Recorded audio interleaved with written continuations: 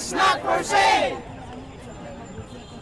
Philippines not for sale! We are not for sale!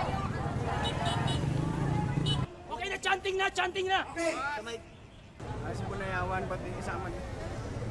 Sa nasign. Holiday Holiday times to buy.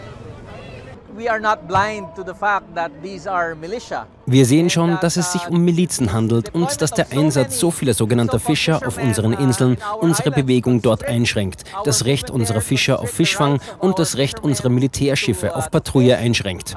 Und dies ist wieder ein weiteres Zeichen für Chinas sehr aggressive, militaristische Politik im westlichen Philippinischen Meer, gegen die wir protestieren. Und das Tragische dabei ist, dass unsere Regierung selbst hilflos zu sein scheint. Sie scheint es zu tolerieren.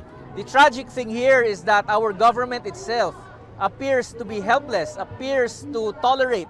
Ang 2 linggo na lumabas sa media ang interview ni Congressman Nery Colmenares. Wenn wir ihnen erlauben, dies weiterhin zu tun, dann würden sie wahrscheinlich dasselbe in anderen Gebieten tun, die von den Philippinen beansprucht werden oder Teil des philippinischen Territoriums sind. Daher ist es wichtig, dass wir es frühzeitig als das bezeichnen, was es ist. Es ist eine illegale Handlung, die wir verurteilen und ablehnen müssen.